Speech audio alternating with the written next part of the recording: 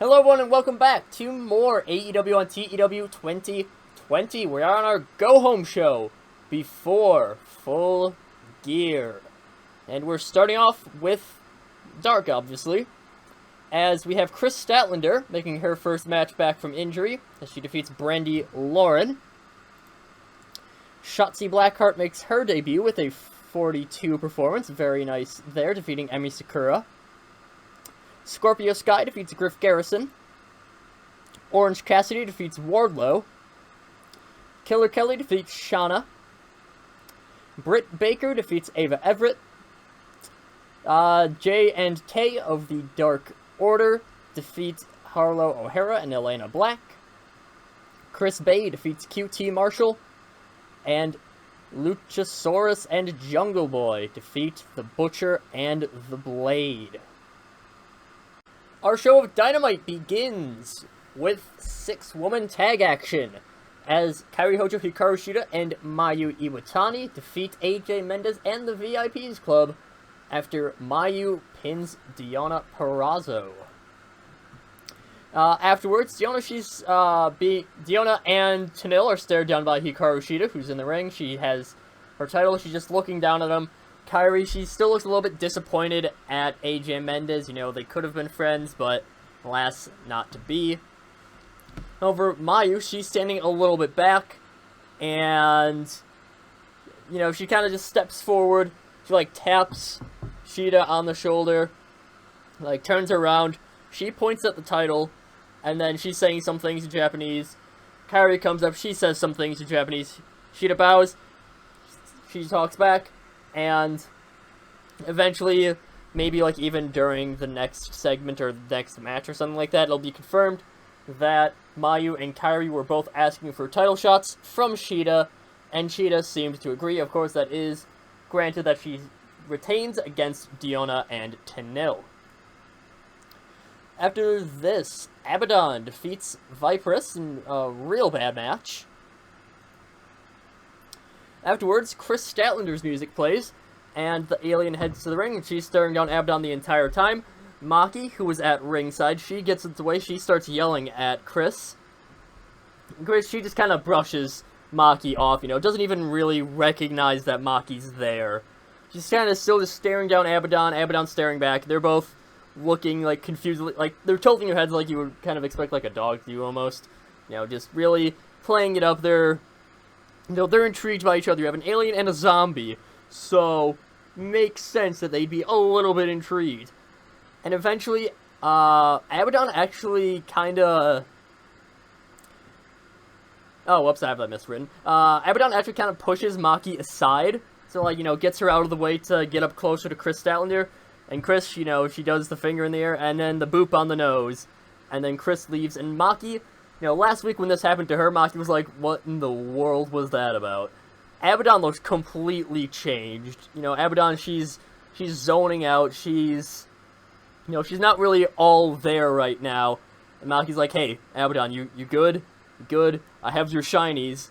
And Abaddon eventually kind of snaps out of it, but there's still a little bit, a little bit going strangely for this. Abaddon seemed to be affected by the alien poking her on the nose. After this, Jacob Fatu defeats Stu Grayson. Scorpio Sky and Matt Cardona attack Stu Grayson. Because those two, they beat him down. Members of the Dark Order appear. However, they are intercepted by FTR. So... You know, you have, like, Evil Uno's coming by, you know, all the numbers. You have Alex Reynolds, Sean Silver, everyone's coming in. But FTR, you know, you have the tag champs and Charles Betts. They're all coming in. They're basically preventing the Dark Order from being able to do anything to Cardona and Sky.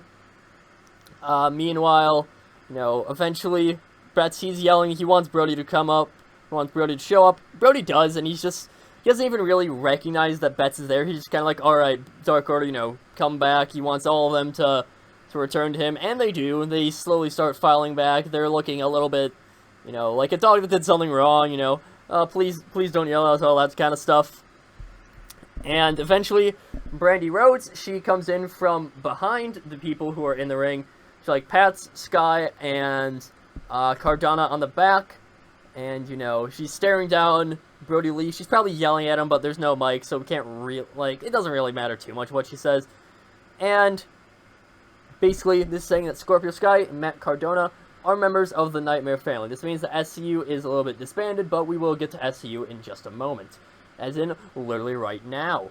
I didn't really feel like writing this one out. I still definitely have to work on my mid-card feud writing ability, but essentially what I'm kind of thinking for this is, you know, they're probably in, like, the Gulf of Mexico at this point. You know, they're heading towards Florida. They're ready for Full Gear. And, you know, Private Party, they go up to SCU and they're like, hey, we noticed that you weren't really having fun during this entire trip.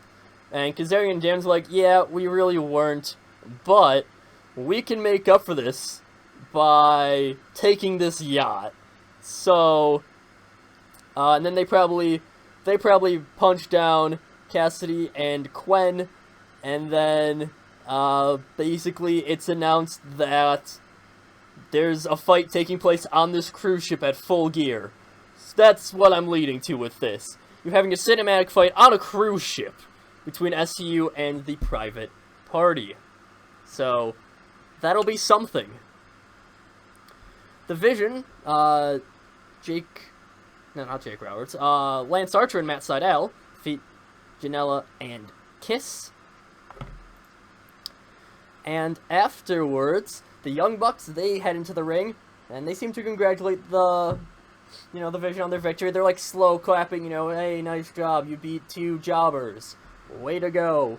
And then they just super kick the Vision. They stare down Jake Roberts, and they're probably saying, like, hey, you wanna get a super kick? They want to get Jake Roberts all the way in there. They want him to get kicked in the face. And, you know, obviously Jake Roberts isn't going to do this. He's too old for that. And then they turn back to the Vision like, hey, you're really messing with the wrong people here. We're your bosses, and you're challenging us. So, the Young Bucks, not too happy with the Vision, but they are in a match come Full Gear.